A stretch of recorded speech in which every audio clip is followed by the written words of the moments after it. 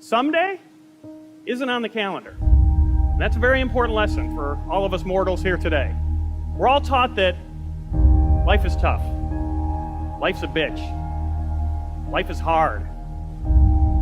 But it's not. It's pretty easy, right? It's pretty easy to skate by and go through life, right? We wake up every day, most of us in the world, with a roof over our heads, a big comfy bed under our butts, fridge full of food, never have to worry about starvation or homelessness. We have friends and family that'll help us out when those things come. Those are the things that made life dangerous 100 years ago. Now we complain if life isn't convenient.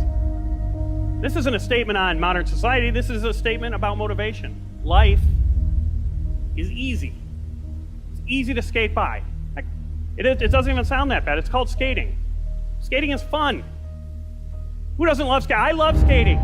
Who doesn't love skating? It's pretty easy to grow up, put your dreams aside, leave your passions behind, take a job that you don't even really mind, raise some kids who will most likely be inspired to do the exact same thing, go from point A to point B to point C until you end up at point Z, where you pass away and there's a line of people waiting to get up and tell everyone else who knew you what a good life you had. Nothing bad about that, nothing wrong with that, but nothing great about it, nothing inspiring about that. The awful truth is that life is easy. Living, truly living, chasing a dream and truly living is hard.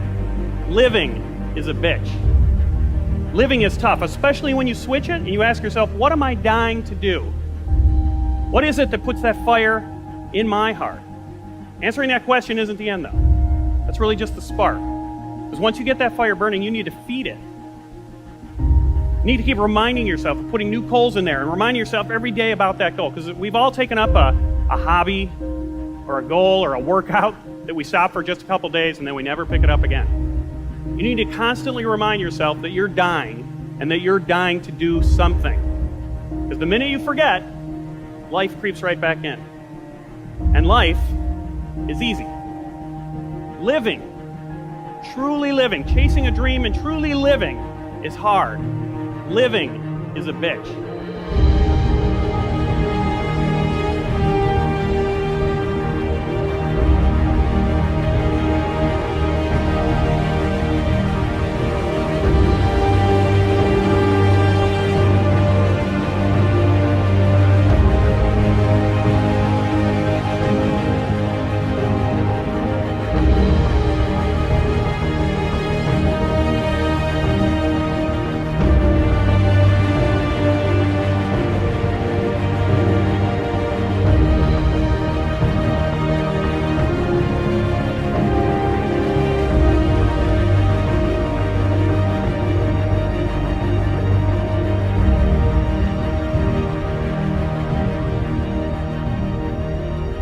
He said, but imagine, if you will, being on your deathbed and standing around your bed, the ghost of the dreams, the ideas, the abilities, the talents given to you by life, but you, for whatever reason, you never pursued those dreams. You never acted on those ideas. You never used those gifts. You never used those talents.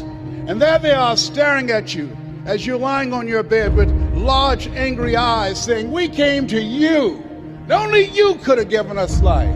And now we must die with you forever. And the question is, if you died today, what dreams, what talents, what abilities, what gifts, what ideas would die with you?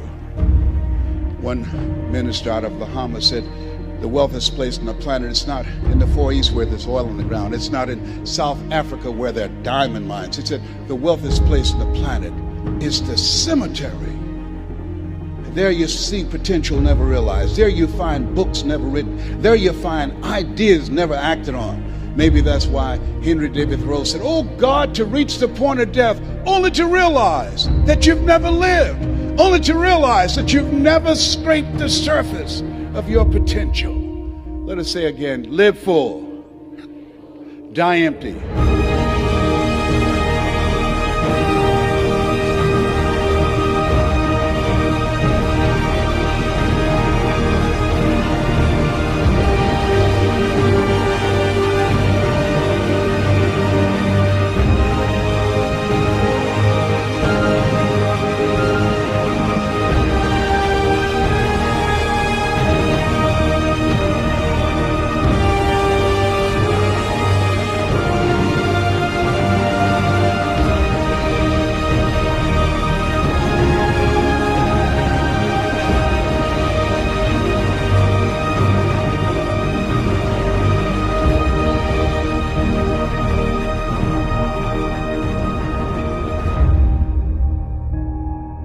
Look, I think the most important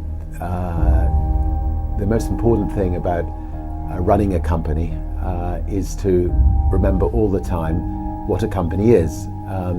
A company is simply a group of people, and as a leader of people, you have to be a great listener, you have to be a great motivator, you have to be very good at praising and looking for the best in people.